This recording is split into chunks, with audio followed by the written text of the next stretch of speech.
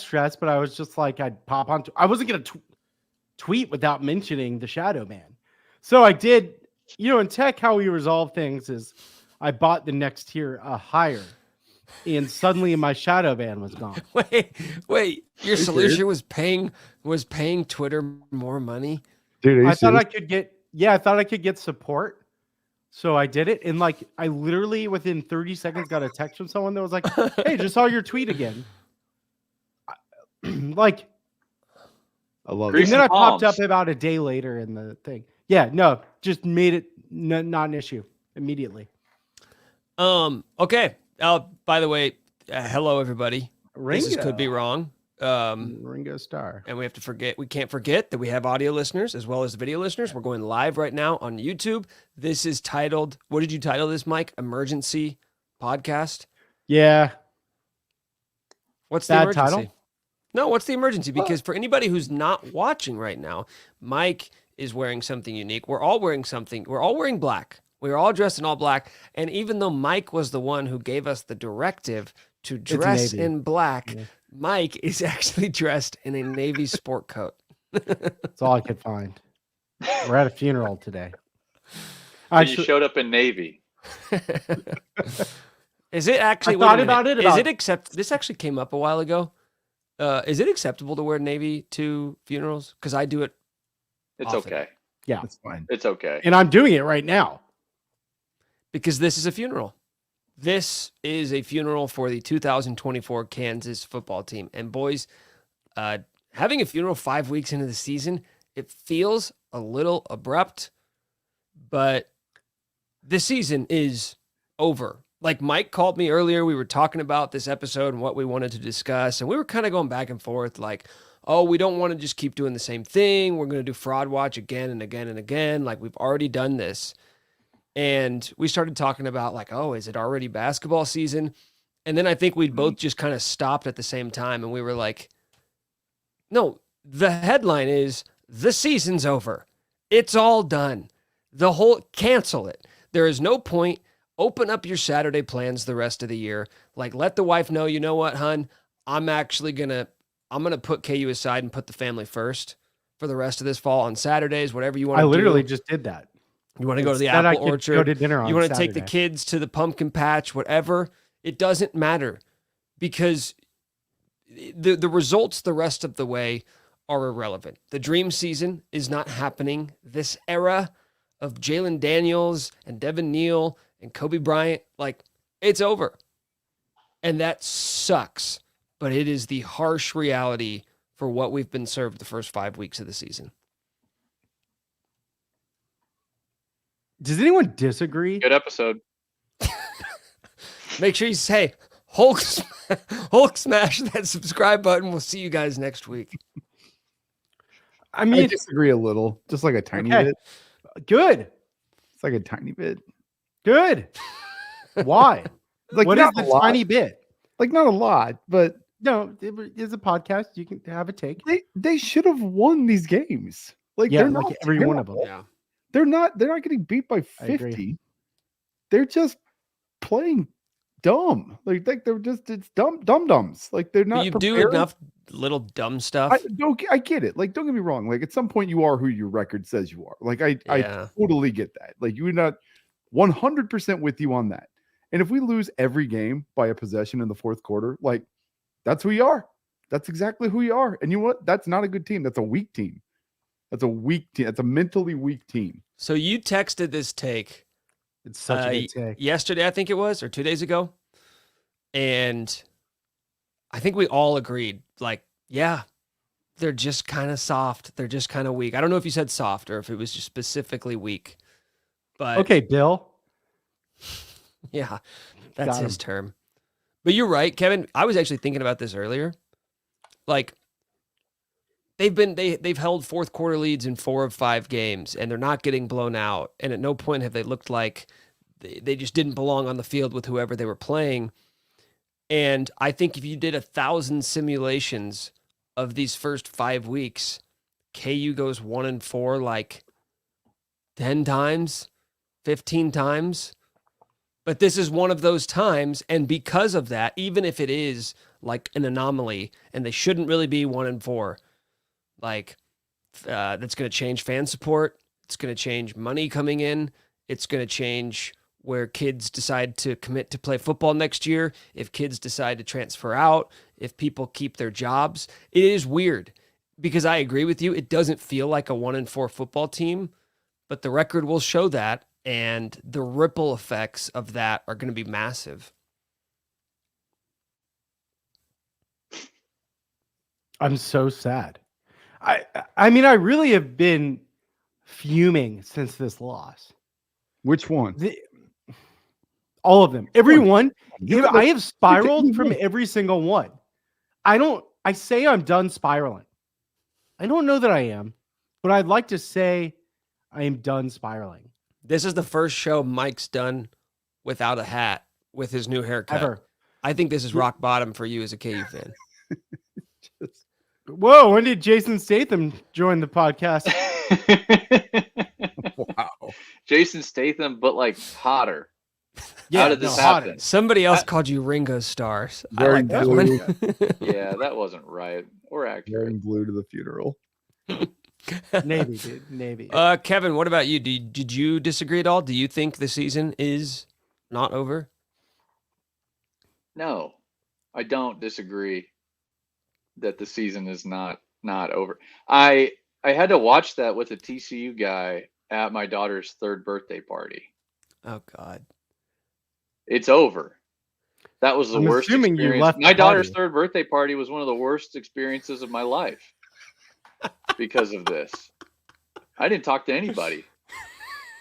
That's not true. I put on a brave face, but No, we're not actually that bad. The statistical No. probability of losing these 3 games. No, you didn't. yeah, try that to doesn't make it feel any explain. better. I feel, Mac, you brought that point up. They're close. Like, we're not getting, how long are we? We're not getting our asses pounded in every game anymore. What a step. Progress. It feels worse to have winnable games escape every 4th quarter. Every time the game gets tight, offense, defense, doesn't matter, special teams, they fall apart. It hurts worse. This hurts way worse. I want to lose. Can we lose by 38 again? For nostalgia's You sake. want to go back to 2015? I think it'd be better for my blood pressure. I really think I'd feel better if it was just the same and we never got this glimpse of we could be good. Yeah, it feels like Yeah, a little I bit of stand a by that. tease. Nick, do you want to have the peak conversation? Do you want to? Can you do an intro? What are we talking about today, Nick? I guess you Well, I already feel did. like we've kind of already gotten to it. This is the funeral for the Kansas football season of Dearly 2024. beloved. So we have to talk about what that means for a lot of different people. What does it mean for Lance Leipold? What does it mean for Jeff Grimes, for Jalen Daniels, for everybody that's in the senior class that decided to come back this year? There were multiple guys who had opportunities to go to the NFL or go elsewhere, and they didn't. What's it mean for Andy Codell, Nikki? Let's get into that. That's actually a question I have written down for this episode. But let's start right where you just hinted at, Mike. I asked you this earlier, and you didn't answer because you said you wanted to save it for the pod, so here we are. I don't even remember. Was last year the peak for the Lance Leipold era at Kansas? Was that as good as it gets? Historically speaking, yes. The history of Kansas football would say that that's probably the peak. 9 wins. Like, they were pretty good, won a bowl game, beating UNLV, the guaranteed rate bowl. Fuck, no. I think I've just talked myself out of it. I've talked myself out of it. There will be a 6 to 8 win team, hopefully, that breaks the streak against K-State. That should be it. It cannot be the guaranteed rate bowl against UNLV with Zabrowski as your offensive coordinator. That game was fun, but that doesn't make sense. It doesn't make sense. It cannot be true. So no, I've talked to myself. I said, yeah, record. Sure. No.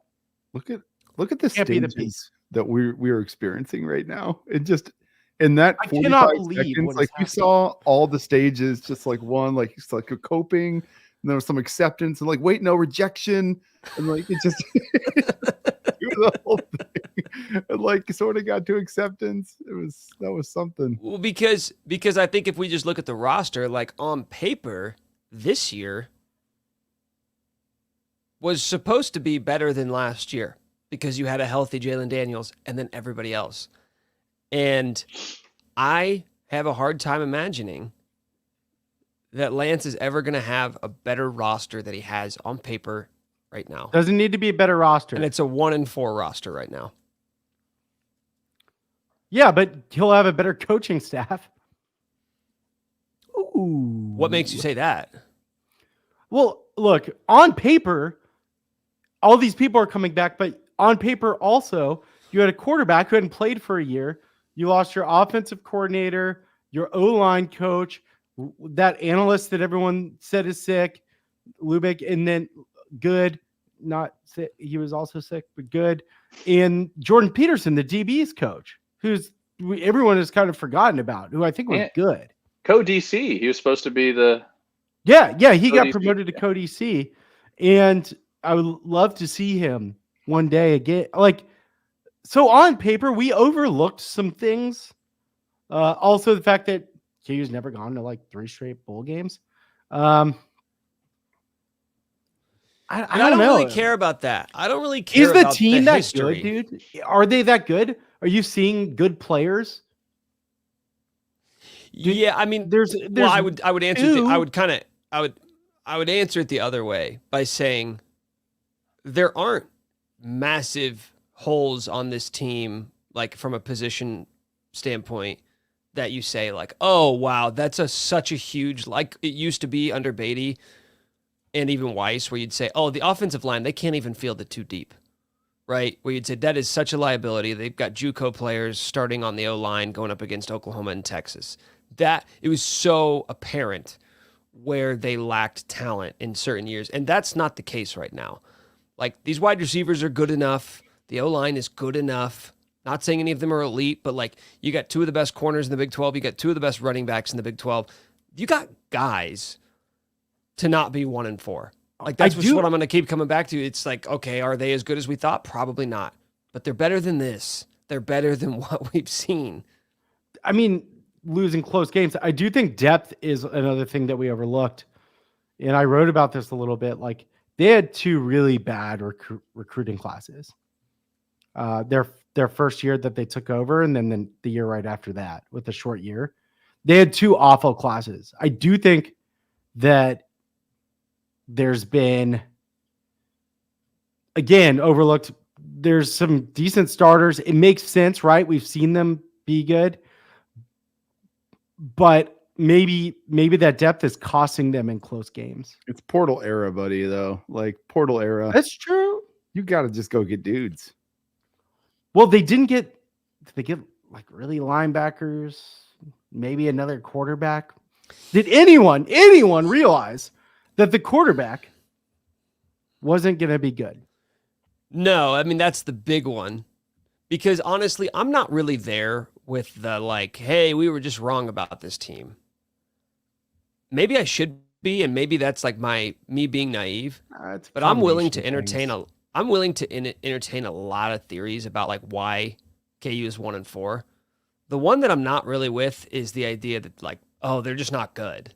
Yeah. They just the roster wasn't any good. This is a good roster. They are not good enough to overcome poor coaching changes, and some bad luck.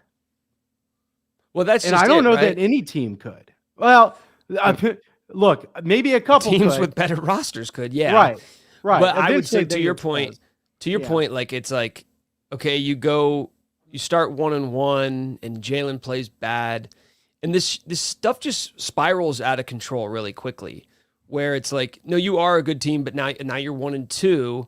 And then maybe guys start looking internally and saying like, do we suck?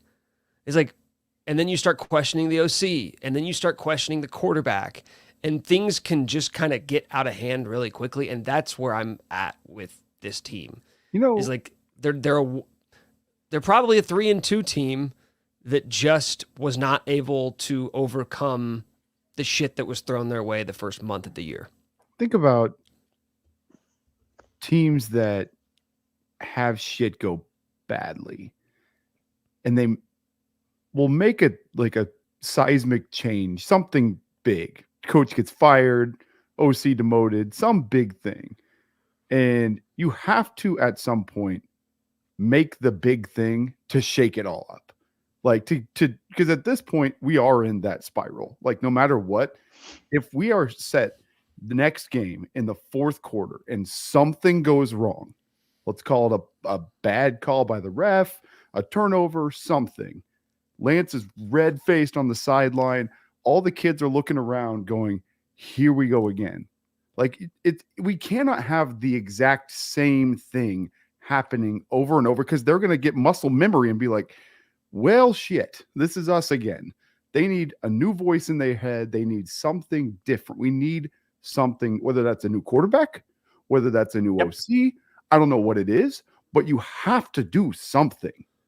You have to make even if now right now is the exact best way to do. Like, let's say Lance is convinced Grimes is the best, JD's the best. We have to have these two guys together no matter what.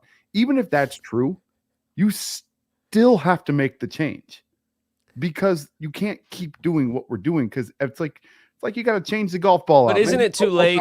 I got to change my shoes. Whatever it is, you got. Isn't it too late, Kevin? Like this was what you did 2 weeks ago. It's over. There's nothing to save. There's nothing to salvage. Game. You can still go. No, you're not going. This team is not going to a bowl game.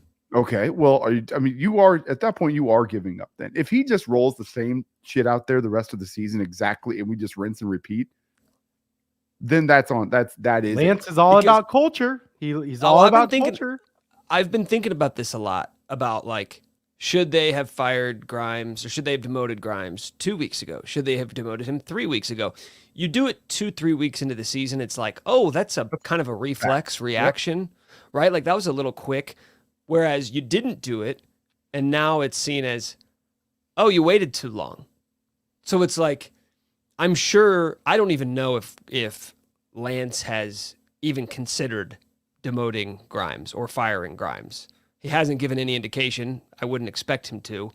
But it is a little late to me to do that because if I'm a player in the locker room, I'm saying, oh, sweet, you're making the change now that we're 1-4. And you've like somebody said this in the chat. What do you think the vibes are in the locker room right now? They've got to be abysmal. Everyone's looking around like pointing fingers. I don't know that, but like I'm just imagining what it's probably like for a team that expected to win 8 games this year. Where do you think they're pointing? Like this is the question I really. They're pointing at Jeff Grimes. And if that's is that true, a guess? Is that a guess, or do you like know that that's happening? I think offensive players are pointing at Jeff Grimes. Yeah. So let's just assume that's true. Which, by the way, fair assessment. Like I would be pointing that way too. Like I think anyone with a brain. Like I called it. We are now prey calling. We're not play calling. We are prey calling from our OC. Like it is something else. If that's all true, like you're gonna lose the locker room if you don't make a change. Like then it is gone. Like we are done. But to your point, you can't go out and play. If this is our funeral, and the guys are also in the locker room right now having a funeral, then like what's the point? They can't think like that. That's not how they're wired. They are not able. That's not going to happen. What you're saying now, there might be creeping doubt. But they have to make a change. They have to do something. And if they don't, like, then you are going to lose the fan base. You're going to lose the team. You're going to lose the fan base. You're going to lose everything. At least making a change gives everyone like, oh, finally, all right, let's see what we got now. Like maybe we'll watch. You keep the same shit though. They have lost the same exact way. They have done the same exact things, and it is impossible to watch this team and not come to the conclusion that this is a poorly coached football team. And I think there are good coaches, but right now, I do think that we have seen a poorly coached football team. It's written kind of, it's all over. And Mech, I think you said this. Did you say that like when Lance was going hot at the refs, like that, he lost his cool? Was You that? still- Did you say that? I said that you Like, it was- you still have a game to manage. Like I He- get it. Like I'm Absolutely. allowed to turn that red, and I probably did. Like I think we all did. Like that was there was the craziest stretch of bullshit that happened all at once. Like I get it. Lost focus. I think that kind of stuff will lose games. It loses you games. It's You're like done. It's like the I don't know. You guys don't have kids yet and that are playing little league baseball yet, but like maybe you do. Kev, do you have kids that old yet? The 3-year-old's the oldest. No Okay. sports. So you will see like the kid that takes the lead from the dad. Like the dad's an asshole, kid's an asshole. Like it's just the kid. Like if you look and you're looking for excuses at all times, and you're looking for a reason to be, it's not you, it's the refs. It's not. Well, then the players are going to have the same reaction. Oh, here we go. You know, Lance is right. We got to back Lance. These refs are the problem. No, like go execute. No, they're focused on the refs. They're focused on the wrong shit. And Lance, that is part of his job. Like, don't get it wrong. Oh, he's But- got to work them. And you got 30 seconds to work them. You can lose your shit, do whatever you want, then turn around and get a fucking clipboard out and go. Like that, go back to work. He was not doing that. We have seen so many teams do that playing Kansas basketball. Oh, yeah. It's whenever I see the other coach doing that against KU, it's like, oh, we got him. And I in that moment, I was like, I get it. I get that he runs hot. I like that he has fire. But you could feel all of the pressure come up and out in that moment. Sure. And it trickled down and out to the team. It did And feel by trickle, more. Oh yeah, it didn't feel like I'm fighting for my guys because that's how it usually feels with him. It felt like I'm freaking out because this is a must-win game. Yeah. And we're not gonna win it. Look at all the yellow seats that are empty up there, Kelly. That was I am probably going through freaking his out. mind. I am freaking out.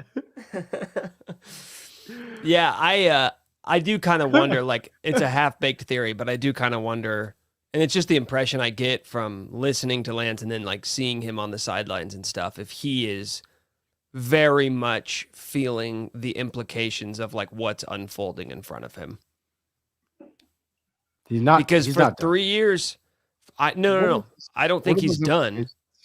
No, the dumb. implication. Dumb. Oh, Sorry. I thought you said he's not done. I'm like, no. The implications of we as an athletic department have been pushing hard for the last year and a half to get money, to get fan support. Support us. We're building something here. We're doing something big. We need your help. And knowing that he doesn't get to pull that card anymore, that it's back to where he was in year one, where it's like, oh, no, we suck. And it's going to take a long time for us to prove to you that we don't suck anymore, because We're playing close. We built this up and we fell flat on our face. Yeah, they shoved their chips in. I see what you mean. That's It's exactly what I was thinking. And They I'm not shoved even the chips in. And I'm not even saying they shouldn't have. Like, that was the play. Yeah, that no, it's was right the play. You have to. But it didn't pay off. And now you kind of have to recollect and like figure out where to go from here. Wasn't it last season that they were saying that, we kind of were ahead of schedule though? We were ahead of schedule. Yeah. So then maybe if you know that, then this pullback, this correction, Probably about right. shouldn't feel as bad, but I don't know. I mean, you're ahead of schedule and you've got all this hype and we're all predicting, I don't know about all of us, 10 plus wins, ragdolling the cats in Manhattan. Stupid things to put I'm out still there. squatting on the take that we're going to beat K-State. I'm still squatting on that take. Like everything's going to go weird this season, and then randomly we're going to beat K-State. Hey, by the way, I was Who's thinking gonna about that. tackle? Mac, I was thinking about that. If they go if KU goes 4-8, but they beat K-State, Oh, I'm what's all the way the back. what's the end of season take? Are we back? You fucking know we're back. Well, Yes. Bad start, little bit of bad luck, but man, Lance has got it. They're turning it around. We're gonna portal some dudes in, and we're back. 8-win Jayhawks. It's the dude. New It's the dude in stadium. the Last Dance that beats Michael Jordan in the dime throwing game. That's like the whole season right there. Yeah. Well, Not we bad. got a comment here that's really good about would beating K-State Manhattan get people back? Mangino beat K-State in 04. And I was talking to someone today, and they brought up Kansas in 2004 because it was a really underwhelming year. After Mangino went to a bowl game, they won the bowl game. There were some expectations, and they fell every fucking time KU has expectations, they fall on their ass. It happened again. In 04, it made me feel a little better to be like, Mangino had this happen too. And I didn't realize they beat K-State that year. Would it save the season? Beating K-State. We're the It would 2004 save it. It would Jayhawks. save it from where we're at right now, from like our mental state right now. A K-State sure. win would do a lot of good, and for the fans. Like that's the one thing that Right. every level of fan, if you're just talking about the commoner who's just like watching on TV, the people who are diehards who buy the Family Zone season tickets, and then like the high level donors, the one thing every level of KU fan has in common right now is they just want to beat K-State, because all three of those people know a lot of K-State fans, and they're sick and tired of getting our shit shoved in by that program every single year. So like that it guy- would be a nice little cherry on top of a shit Sunday. The guy put a burrito up his butt. I saw Like, that. I can't even talk wish I shit on him. hadn't. Yeah, I Like, wish I hadn't seen that. You know what? For anybody who's not aware of this, a guy said that a K-State fan on Twitter said that he would shove a beefy 5-layer burrito up his ass if KU didn't beat BYU, and then K-State. K-State didn't beat BYU, and he did it, And and he then photographed it. His next tweet was, "My wife just found out I'm so cooked." Yeah. Okay, we need to. I want to get into some more details Yeah, here. yeah, Jeff Let's do it. Grimes. Jeff Grimes. Yep. A lot of people saying, all of us are saying, like, that's the guy you should be pointing the finger at for this season. This is interesting because it's like, well, I can't completely absolve Jalen Daniels, right? I can't completely absolve him for being one of the leaders in the country in turnovers this year. Yet, I keep going back to the idea that Jalen Daniels used to not suck. Hmm. And now he does. And what changed? Maybe he's rusty. Maybe he wasn't with the team all offseason. I know that we're going to get into that a little bit. But I just know that he used to be pretty good at this. And now he's like the worst. Like, not just bad. He didn't go from good to average. He went from good to the worst.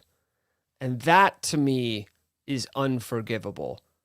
I was trying to pay really close attention to like the offense and the play calling, and just like that's what I was looking at versus TCU. And I came away just feeling like this is a very vanilla, uninspiring, uncreative offense that Grimes is running. And maybe in another year with a different quarterback, it's good enough. It's just good enough. And we're comparing him to a guy who might be the most innovative play caller in college football.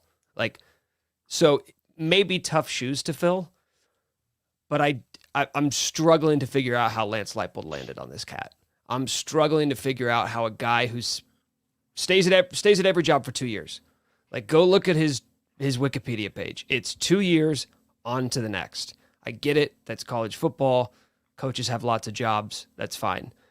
But I just, I'm wondering how Lance Leipold landed on Jeff Grimes to be the guy to lead this team, knowing that Lance knew this is the biggest year of his career. This is the biggest year of Lance Leipold's career. And this is the guy you hitched your wagon to. How did this happen? I'll say that donors are not pleased They're with, furious. without naming names, that it's bad. Let's hear the They're names. not Let's pleased do it. with Let's hear the Jeff names. Grimes. They're not pleased with Lance, and they're blaming Jeff Grimes. Okay, Everyone is now blaming Jeff Grimes. name the donors and how much money they donate annually. Mm-mm. No, this is Importantly, how much they're going to pull. That'd be good to know, Kevin. The problem is, this is another one of those things. Like even if it's perception, at some point, the bigger chips here are in play, and you have to make changes, not just because you don't want to look bad or you think that it makes you look bad for making the wrong hire. Correct. Whatever. You just have to do it. You're talking around it, right? Like there's a thought. Tell me if this is what you're saying, that Lance is basically being a stubborn because he knows it reflects on him as a coach, right, Mech? Like that's a thought right now. Admitting defeat. he's locked up. Like he's going to get paid a lot of money for multiple years. Like we're not going to fire you if you fire your OC. Like you get choices here. This is not like a GM drafting a quarterback and just whiffing. Like you get opportunities here. You are the guy. You're the guy. We're not going to fire you. So go figure it out. You have protection. Like I don't care how frustrated or how much you think it makes you look bad. What makes you look worse is this. I agree. I know that they're pissed about this. And I think I'm playing like psychologist. I have to wonder if there's like this criticism of it, everyone being kind of makes it seem like, well, Koltenicky was the reason, not him. And I think that's part of what we're seeing play out. Maybe. And I've heard this independently from multiple people, unprompted every time, about the donors being really pissed. And I think they're pissed. They're pissed at Grimes, number 1, Lance, number 2, and Travis, number 3. And I don't really know what Travis did. It's just catching strays. You were in the building, pal.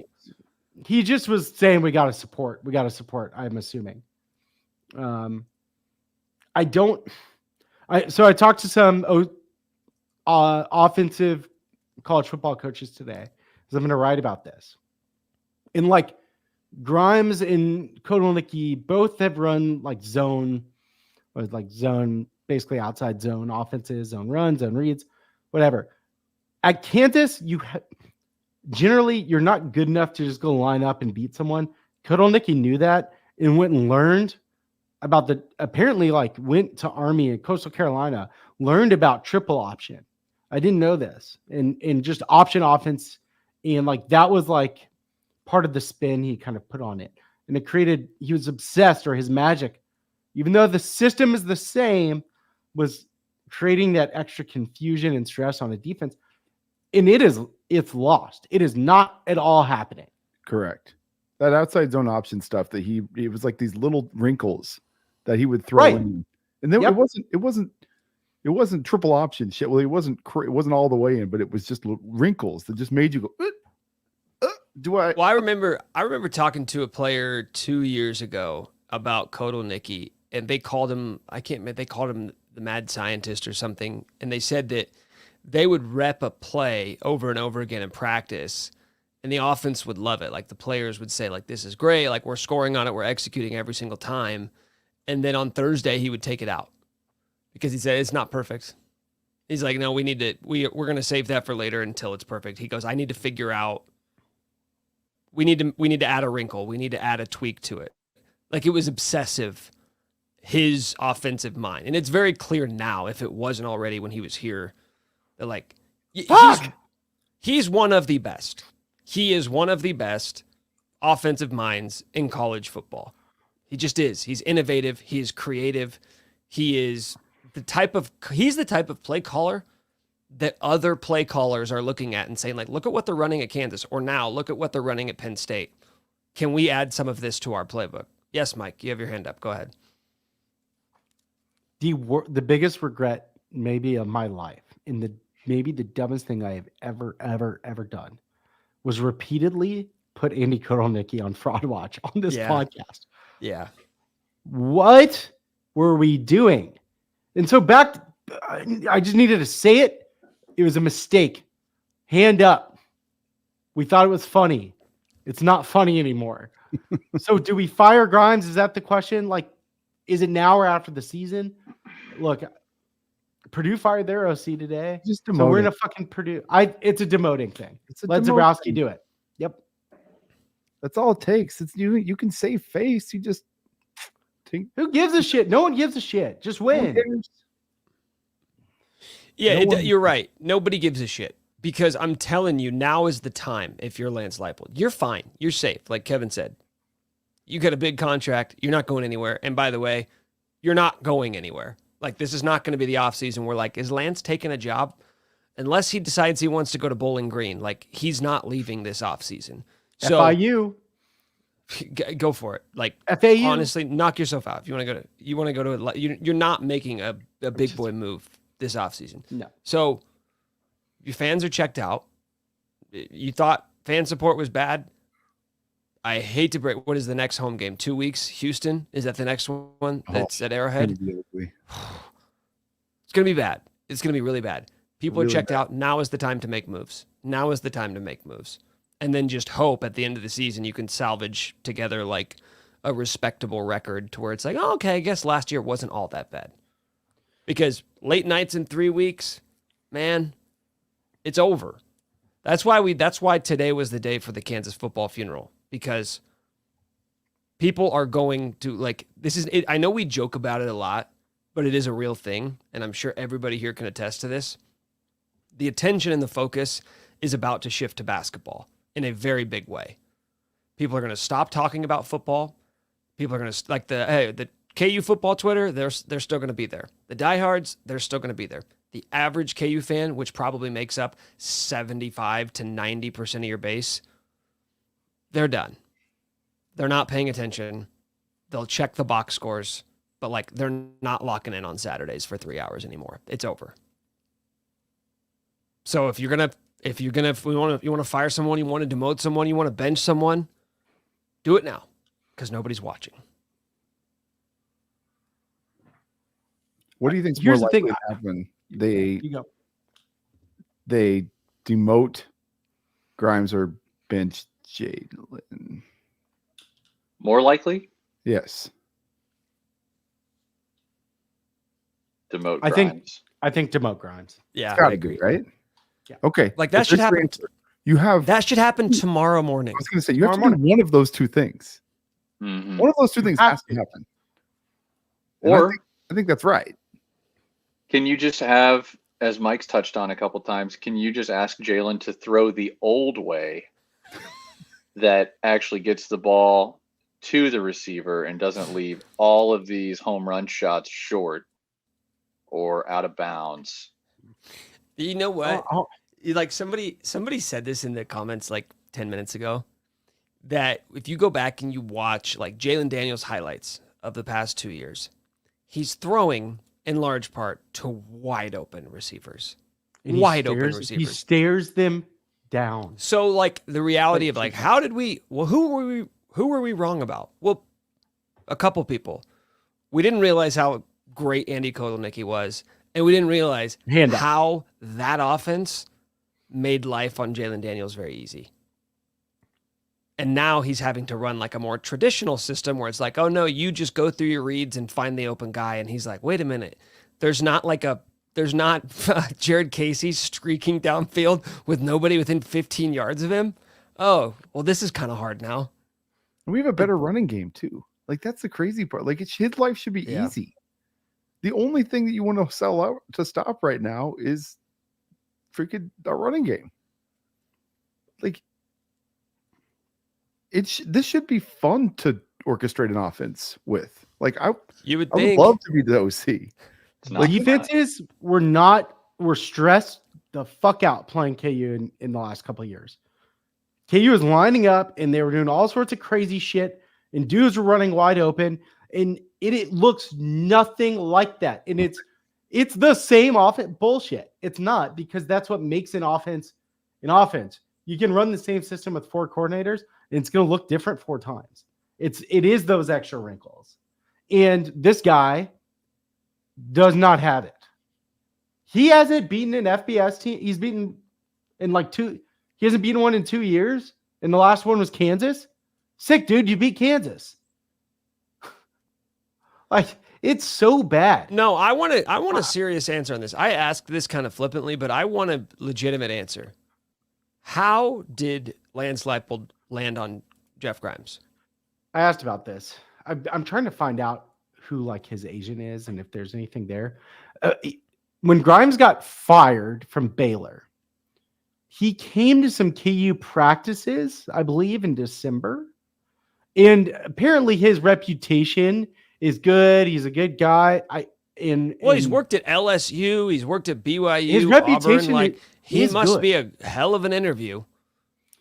And also, I think he has got D2 or D3 experience, and so him and Lance connected on it. It's something like that. But I don't really know. Hold on. Hold on. James asked, "Is it a budget issue?" I think KU matched Penn State's Kolodnicki offer of like $2 million, and like KU and the administration and the donors stepped up in a big way to try to keep him here. I see Kevin's wheels turning. What are you thinking?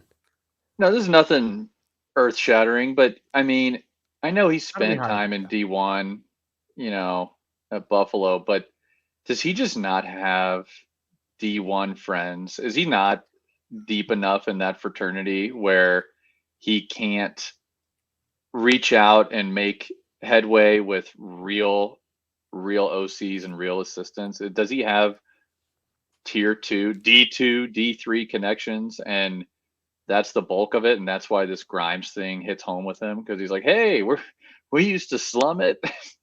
Come coach with me at the big show. Some agents like, here you go. I've got a connection for you. It does, but you know what though, Mike? It does feel like that. It feels it's like what it feels like to me. It feels like I don't have a clue who to hire. Like, who's available? Oh, this Jeff Grimes guy. Oh, he's coached at some big programs. Oh, I have a minor connection to him. Okay, I guess that'll work. Because he was with Kolodnicki for what, 9 years? How many OCs are going to be like, yeah, I'll call your playbook and take your system? I mean, I guess you get paid to fucking do it, but that has to be part of it too. No, who does that? I mean, we had a guy agree to run the Kolodnicki offense. I mean, if you get a shot as an OC, don't you want to show your brilliance? Unless you have none, then you'll say, I'll run the I try not to cuss.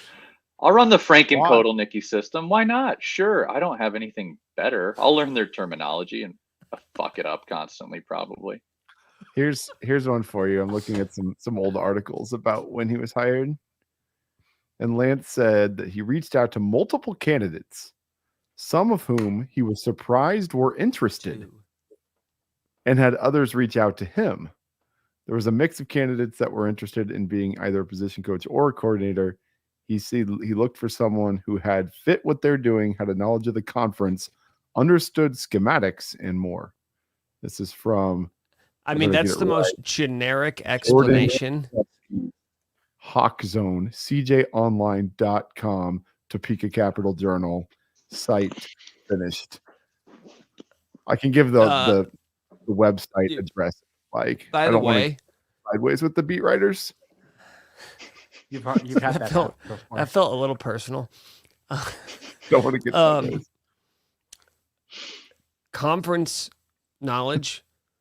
What was it? Check. What was it? Knowledge of schematics. That's the most generic answer ever. A football coach.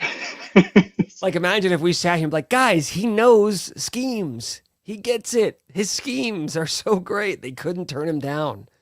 It's like, dude, that whole explanation says, oh, he had nobody. Lance had no one. Well, he also said that he was talking to Grimes after Grimes was let go at Baylor, and before there was even an opening to offer him. Leipold reached out to Grimes to go to a bowl practice because he wanted to speak with him. That's worse. That's what I'm saying. How did that happen? If you just told me he landed on Grimes because he did not expect Kotelnicki to leave and doesn't have good connections, I'd say, well, that sucks, but I get it. If you're telling me that like he was talking to Grimes ahead of time and was like, I like the cut of this guy's jib, that's worse. That's far worse than saying I didn't have anybody else to go to. No, I sought him out. I think that we've got our guy. He and Zabrowski don't fit. That's my take. There's something there, I bet. I think that's is that an educated? How do you have? Did you say that's educated? Yeah, it is. But it's pretty easy to say co-OCs are just with one of them gets to make play calls and the other one doesn't. One of them was part of the staff that was really good with the offense, and one of them's new. Tell me just on paper how that's not going to result in this, especially when the new guy can't fucking do it. So flip them. You took one out of the booth and put one up in the booth. Just flip their responsibilities. You're the junior subordinated offensive coordinator. And Coach Z is the real one now. He calls the plays. Here's okay. Mike. Nick. No, you're good. Mike texted me a tweet from earlier, and I believe it was a quote from Jeff Grimes earlier in the week that Matt Tate had wrote about or tweeted about. And it said that one of the reasons that he thought the offense was not performing up to standards, I'm paraphrasing, is that because they were still suffering from the fact that Jalen was not with the team all summer. Was that from earlier this week? He said that this week. So Jeff Grimes said that one of the reasons why KU's offense isn't performing is because Jalen Daniels was not there. He wasn't here. Mm-hmm. He wasn't here. So we can dive into that and unpack that and try to figure out what he meant by that. I think at the bare minimum, before we even do that, you don't say that as a coach. You don't publicly, because like you can play dumb and be like, oh, the media, they're misconstruing. They're trying to act like I was saying this, but I knew what was going on and they twisted my words. It's a very delicate time right now. I refuse to believe that Jeff Grimes doesn't know that like he's under the gun and that everybody's calling for his ass to get canned. I think that was a very deliberate response from him to try and like take some pressure off of himself or to like point the finger in a different direction to be like, it's not all my fault, guys. For a guy who's been around for 25 years in Division I football, I cannot fathom how he thought that was an acceptable thing to say in a press conference. Do you have the quote? I completely agree. I saw it at the time and I was like, I'll read it for you. Did anyone ask a fucking follow-up question too? Okay, so this is what he said. He goes, this is the tweet that Mike had. He said, Jeff Grimes said KU was still dealing with the effect of JD6 not being with the team all offseason, according to Matt Tate. You can find it. I mean, Tate said it basically very similar to that. I think I tried to cut a couple words out.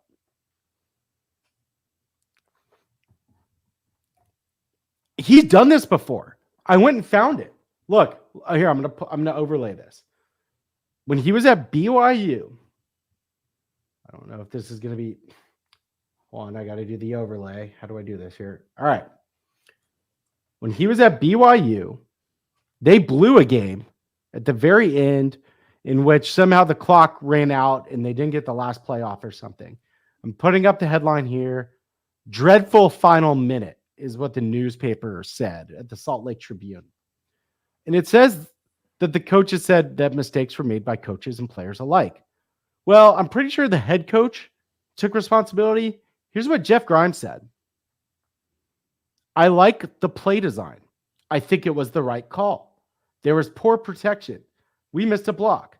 However, the ball should have been gone by then. It was supposed to be a really quick throw, and Zach Wilson should have let the ball go. I like the play I called. I made the right call. The offensive line was bad. They missed a block, and Zach Wilson should have thrown the ball. He didn't do the right thing.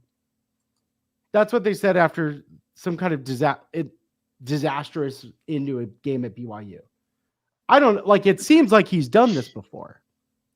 Because But here's the exact tweet. I want to unpack that real quick. But like, here's the exact tweet that Matt Tate said 4 days ago. He said, Grimes on things limiting explosive plays thus far. Protection is one at times. So calling out the offensive line. The other is wide receivers and Daniels being on the same page. He added, we're still possibly seeing ramifications of JD6 not being with this crew all offseason.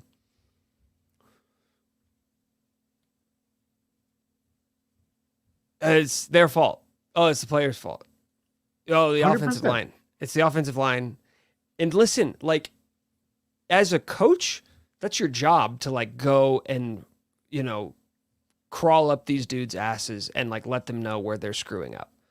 But, like, publicly, especially midweek, where you're like, you're not emotional off the loss.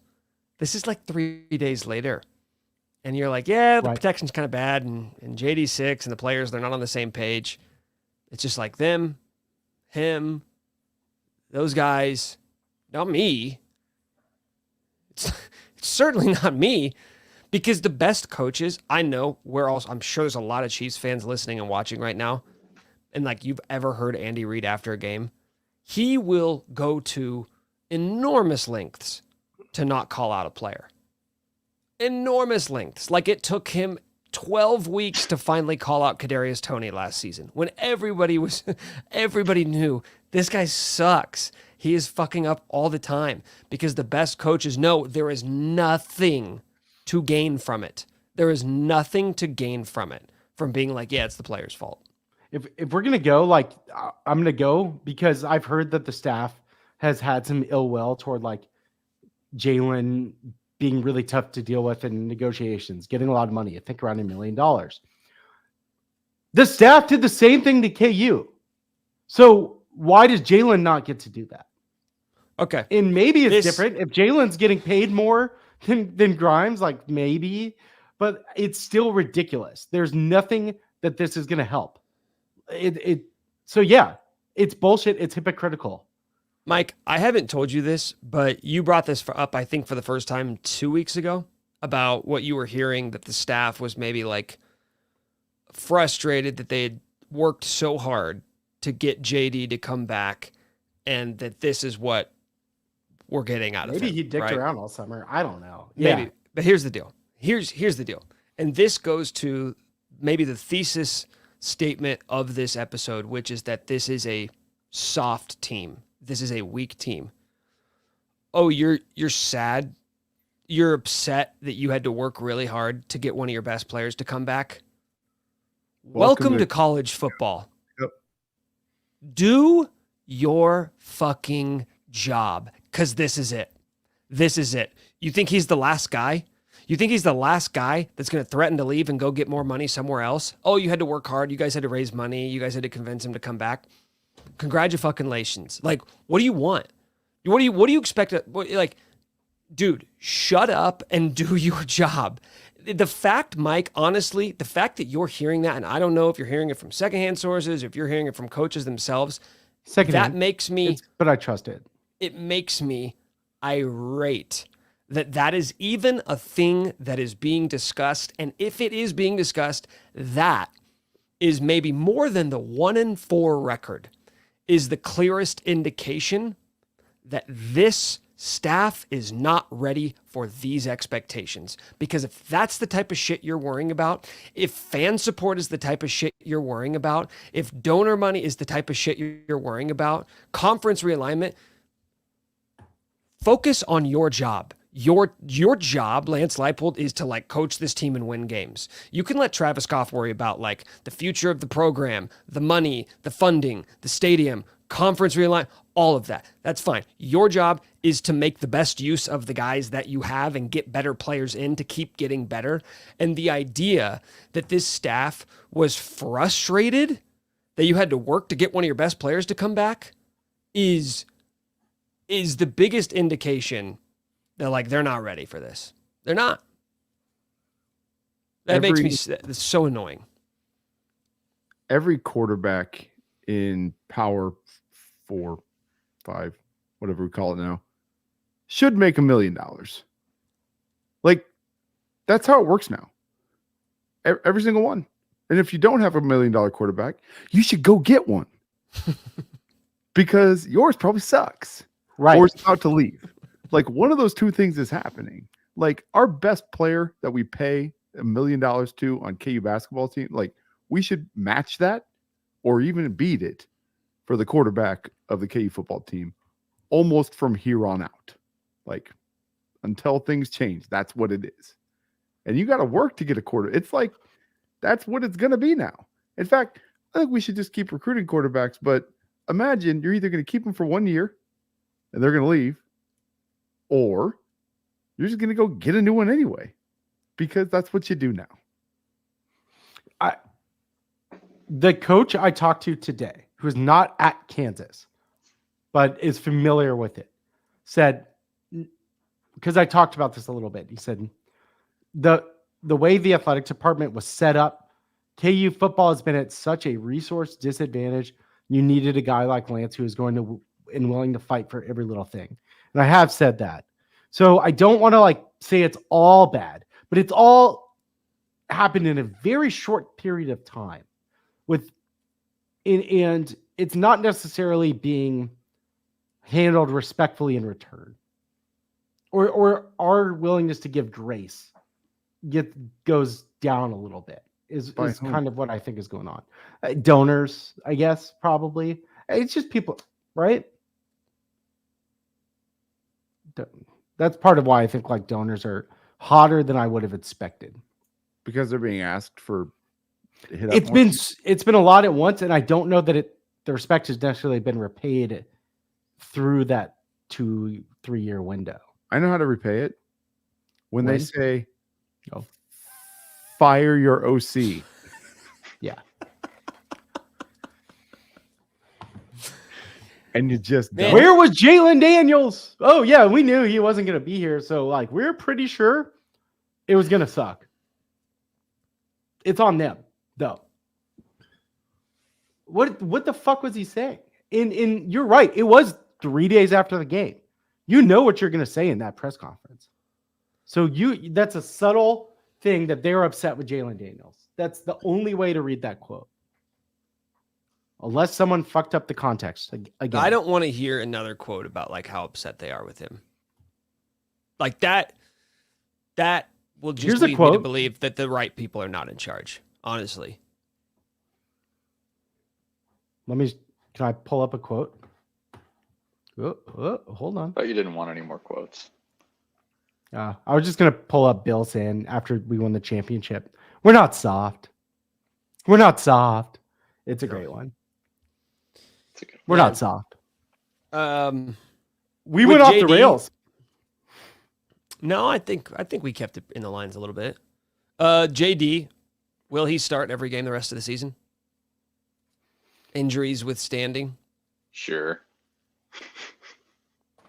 Do you want him to start every game? Like, at what point are you going to want to see someone different? I feel, real quick, I feel like it's like, Nick, you've seen this from me. You can't hit your driver. You can't hit your driver. But every time you get up to a hole where a tee box, you're like, give me the driver. Give me the big stick. Just to see what happens. Just to see. Maybe I'll find it. Maybe this is the hole I find it. Maybe you'll hit it out of the center of the face, dead flush. But it's probably not going to happen. But you just keep doing it because what else are you going to do? Because and what did I tell you? And we went on a golf trip together. And what did I tell you? It's like, well, if I switch to my 4-iron, my likelihood of hitting the fairway with that isn't any higher than my driver. So I might as well just hit driver. Because if I hit it, it goes a lot further than my 4-iron. And that's where JD's at. It's like, is it working? No. Is there any reason to believe that it's going to start working this week? Probably not. But do we have any reason to believe that the 4-iron's going to work? Do we have any reason to believe that like Cole Ballard or Isaiah Marshall are going to come in and be like, oh, whoa, this offense is sick now? Yeah, but twist that analogy a little bit. Like sometimes you get a new driver. Like, I did this with a new driver, man. You just go get a new driver, and that driver actually just go get you a new one. You can just sub in that new driver. You can carry 2 drivers.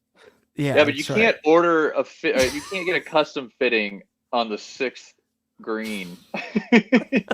you, we're in the middle of the round. We're in the middle of the season. We have our bag, and we've got to play those clubs. All I know is our dream season, turns out, was with a backup quarterback.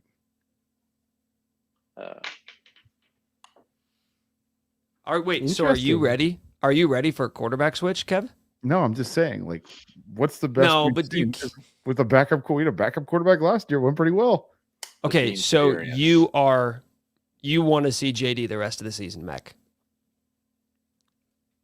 I'd like to see JD under different circumstances.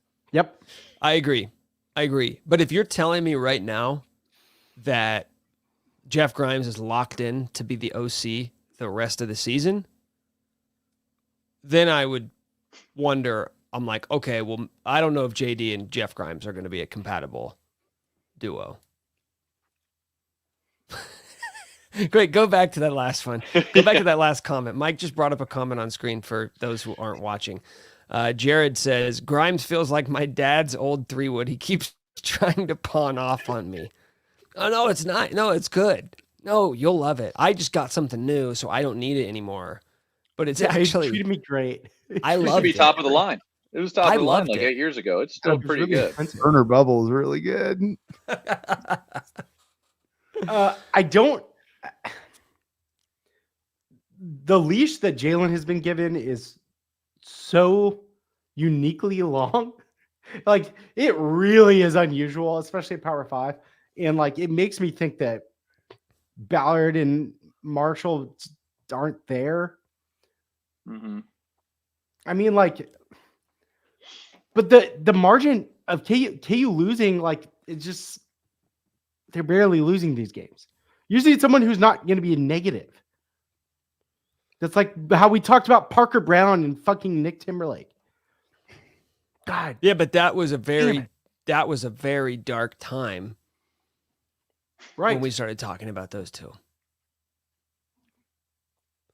Yeah, I mean, so let's just start right here. AB says, so are we at the point where we're just looking forward to late night? And I told Mike this off air. I said, Mike, we need to have the funeral today because I'm telling you, if you wait another week, it's too late. People are moving. People are going to move on to basketball. They just are. The diehards will be here, but the folks that are like the casual, like myself, I'm not locking in for the game on Saturday. I don't want it. It's not even that like, oh, I'm a shitty fan. I'm a bandwagon. I don't care. It's like, I don't want this anymore. I don't want this feeling. Like I watched the game and then went out with friends on Saturday and I was in a shitty mood. And they're just like, hey, what's up? And I'm just like, well, KU fucking lost. We're tired of being a nobody. And we're 1-4. And they're like, they don't care, but it's all I can think about. And it's just not good for my headspace. And now I can get to, look forward to a potential national championship caliber basketball team. I'm going to do it. So I feel like a lot of people are the same boat. Foggy asked, what would Bill Self do in Lance's shoes? I think Jeff Grimes would wake up and there'd be like just a horse head in his bed. And he'd be getting the difference between football and basketball is Bill would just do a line switch. Like if he could do basketball rules in football, 11 out, 11 in, The second unit's in. Cole Ballard, all the backup wide receivers, all the backup O-linemen. 100%. He would have gone back and forth between these guys, just screaming at him on the way off. And I think Grimes is like tail between his legs wherever he is. With Bill Self is dealing with him. If do you think that was actually games? Do you think it was actually appropriate that Bill Self was at the game on Saturday at Arrowhead? Was that kind of him signaling like, you had a nice run, Lance. It's my turn. It's my season now. Or do you think he was angling like, with me? Give me the headset. I'll do it. That's honestly been one of my favorite bits over the years, has just been like in all the bad years with Beatty or Weiss or whoever, was always just like, what would Bill Self do with this team? Could Bill Self win 4 games? He would have been, I truly think if you gave him 3 years, it would have been better than Beatty's 3 years. I truly believe that. It is an insane take. Well, yeah. First of all, but Beatty was awful. You don't but have like to be that good at coaching football to be a good coach. CO. You have to be a good GM. You have to Yeah, and hire good staff, recruit well, close, recruit, get money, get donors. Like that's, I mean, it's more like moving the chess pieces around than coaching, except for game day. You have to be able to manage a game. Like that's different. That's the one thing is Right. managing Well, and and getting people prepared. and Foggy said this. Lance would be a better play caller than Grimes. It's what's so funny to me is I was on a walk with my fiance earlier, and she was like, "Does Lance Leipold, does he call plays?" And I was like, "No." I was like, "He's more of a CEO." But then when you have to explain to someone like what a CEO as a head coach is, it sounds like you're making something up. You're like, so he doesn't call plays, and you're like, no, not even defensive plays, no. So he just like gets guys fired up. And you're like, yeah, pretty much. It sounds like a fraud. I know we're not doing fraud watch this episode, but like it kind of sounds like a fraud when you have to explain it to someone else. And if all it is CEO, Bill Self could do CEO. A lot of guys like just motivate him. All right, get him fired up. That's it. NIL coming in. Yeah, We're like it. Adidas. Anyways, look, I want to get into the implications of this a little bit. I think we want to wrap up soon. But yeah, we're wrapping up on this segment. We've been negative. All right. We've been really negative. We've let it out, right? This has been an airing of the grievances. Totally normal for a funeral of someone you hate. And we hate this season so far. So Bill Bradsky. He slept with all our wives, and we loved him for it. The big picture, though, with Lance is that we're frustrated, but like the frustration is more of a short term. We fucked up, all right, and we should do something about it. But I'm just so far removed from people are like, I don't know about Lance, and it's like, no, we've still come a long way really, really fast. And the team is still pretty fucking close. All right. They've had some bad breaks. There's been some bad coaching. So I'm just saying, like, Lance, it's a frustration, but he's still the dude you want. And I was going to be like, would you rather have Colton, Nicky, or Lance? But it's like, it's stupid. Well, I don't think that's a stupid question. Okay, then. All right. Go there. Would you rather have Kodal Nicky or Lance Leipold? If I'm armed with the information I already have, which is that you are armed. Lance, no Kodal Nicky, 1-4 start. No, for the future of the program. He's your head coach now. Lance is gone. Okay. I know our offense would be sick. I know our offense would be sick right now. Right now, our offense would be sick. I don't know about the future of the program. Honestly, Mike, I'm going to be honest with you, okay? I don't give a shit about the future of the program right now. I don't. KU's 1-4. I wish we would be sick right now. I would trade 3 years of like sub 4 wins if you told me they were going to win 10 games this year. Yes, I would. If you told me KU was in the college football playoff picture this year with Andy Kotelnicki as the head coach, I would trade that for the future of the program. 100%. The past has been shitty. Why should I expect the future to not be shitty?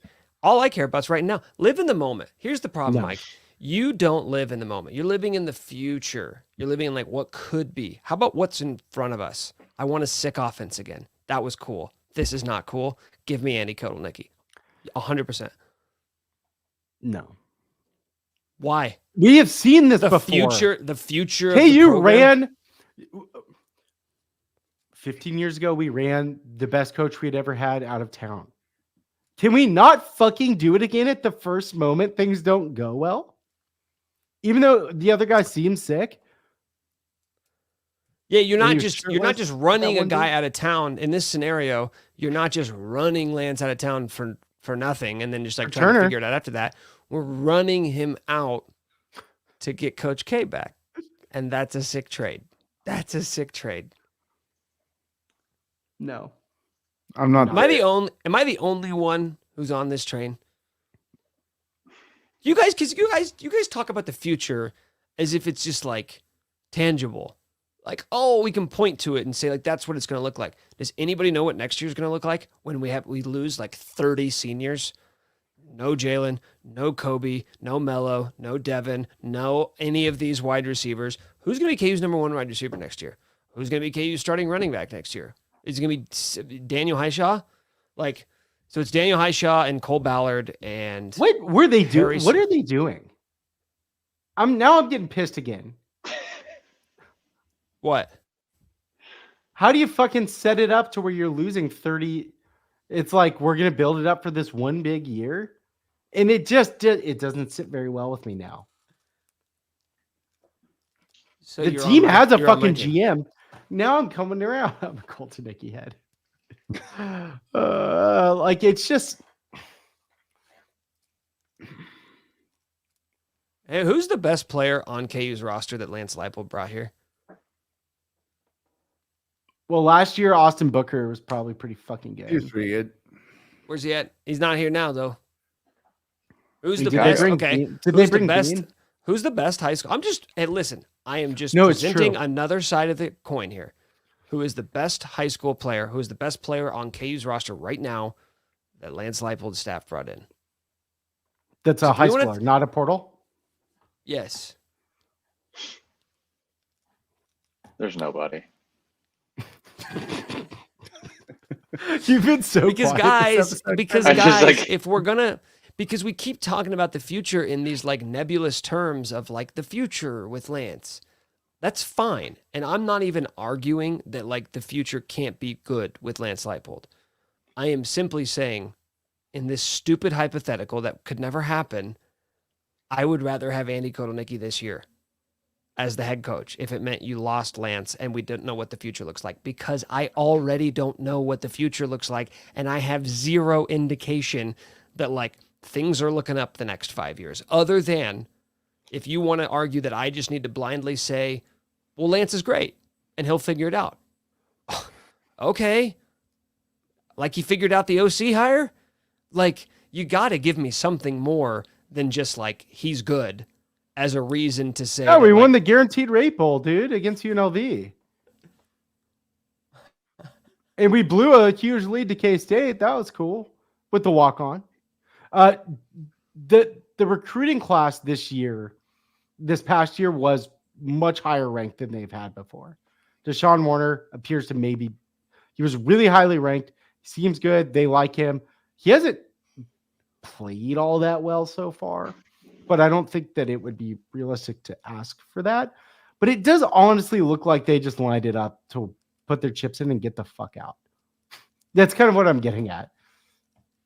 That's why Lance that's is not a freaking hearing. out. That's why Lance is freaking out, because now he realizes his master plan is crumbling in front of him and he's not going to be able to get out this year. And he's going to be stuck with a bunch of backups next Were they season. building a Sick. bench? I mean, but fuck it. If KU, realistically though, you're really hoping to get to like a consistent bowl win team in every few years. It's going to be way above expectations. Every few years, it'll be a way below expectations. That is like the shitty Iowa football version. Fuck, I don't know. Now I'm just pissed again. All right, these are the ramifications. Where do we go from here? Where's KU football going to go from here? If we're about to talk football or start talking basketball, Zeke Mayo, sick, by the way. But if we're about to do that, Since they're not finished with the football stadium, do you think if they just expanded it, put a dome over the top, it could serve as just like a sick practice facility for the basketball team?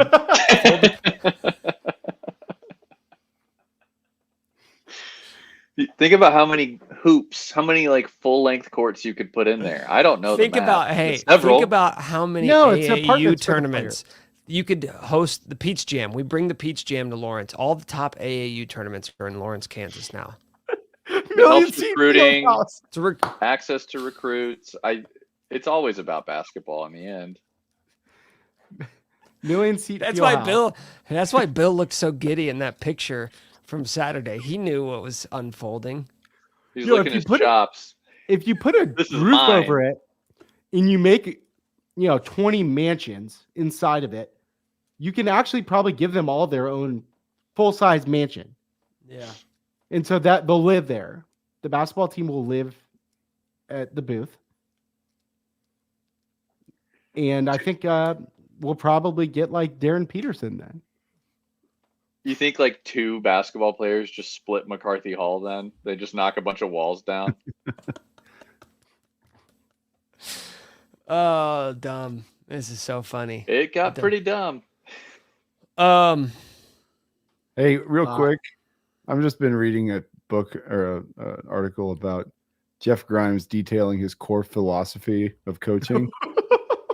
Oh God. Is this going to make us all sign off? Well, I mean, it's actually a great read. But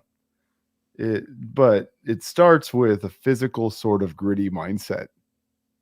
Is my favorite quote. It starts with a physical sort of gritty mindset. Well, yeah. Is it What do you gritty think? with Hey- 2 D's? Is it like grittying? Is that what Hey, he's thinking hey, He has a about? name Mac- for his offense. Do you want to know what the name of his offense is? Oh God. Yes. It's the, I can't even say it. It's the RVO offense, which stands for Reliable Violent Offense. The RVO. Mm-hmm. I'm going to kill myself. I'm gonna kill myself. I saw Jalen Daniels violently get tackled, picked up, and thrown down. Reliable. Oh, This dude, offense that's been so violent? sick.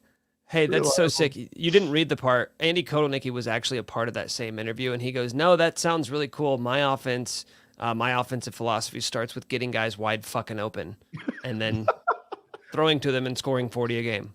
I'd like to make it clear that article is written by Michael Swain, 24/7 Sports in January. 247sports.com/article/Kansas/football/Jeff-Grimes 224937747 / Good He site. yelled at Kevin once for tweeting his article. Someone sent me a quote. Someone sent me a screenshot. I didn't steal it. I didn't know where it came from. Jesus Christ. Welcome to the internet. Like, oh man. I mean, whatever. It's fine. Someone says he It's a calls great plays article. like it's Sunday. It's a great What else did he say about it? dude. You have to read this. It's so hard to read though. Okay. Well, all right. Fucking text me later. I'll deal with it later. The Um, ruin everything offense. RVO. Yeah, that's good. It's good. That's Um, good. I think this has been therapeutic. It's been tough, but this is the conversation we need to have. Record prediction.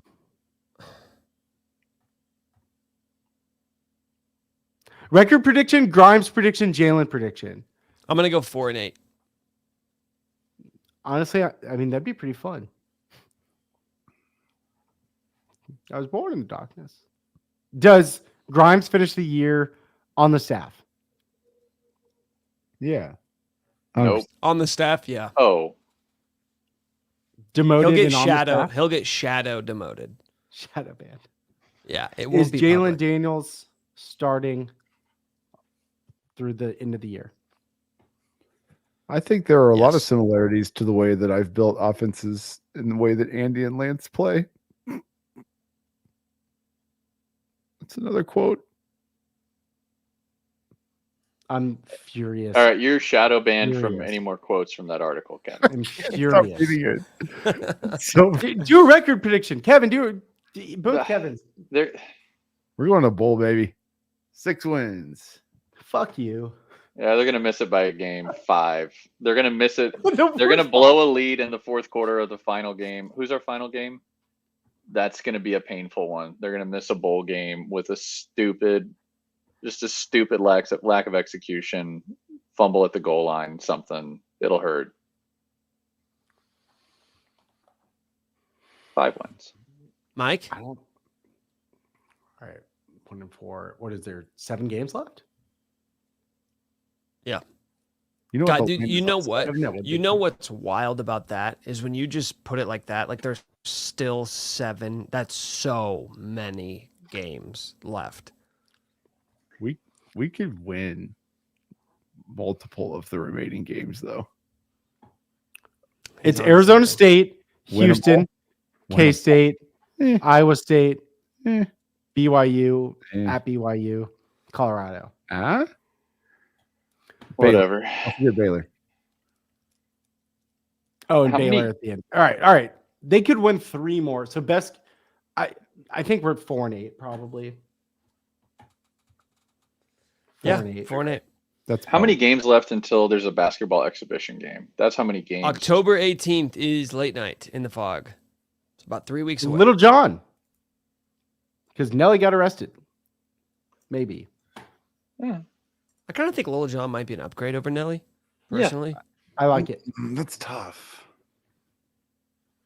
That's tough. I'm not sure. Well, Next week, we're going to be talking more basketball. I'm just going to go ahead and spoil that for you right now. I Really? would imagine. Yeah. I mean, how many more times do you want to have the same conversation about football? Like, do you just want to come back next week What and if just rehash something it? Oh, sick so happens? Grimes. What if So next something week, sick let me happens? guess. So next week, Grimes, OC, JD quarterback, KU goes to Arizona State, leads by 1 in the fourth quarter, loses by 6, and we're like, oh, man. Oh, they almost had it, but they didn't. And Lance got mad on the sideline because it was a bad call, and we're 1-5. There we Do you go. think they're going to roll over, or do you think they'll be competitive? Dude, I already think it's happening. I don't know if rolling over is the right way to, but like I mean, you this is seeping into the failures of this season are seeping into every level of this program. Kansas is a 3-point underdog, 3. by the way. Thanks to everybody for listening and watching tonight. Make sure you motherfucking Hulk smash that subscribe button. More primo content coming your way.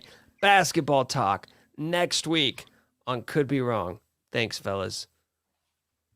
bye.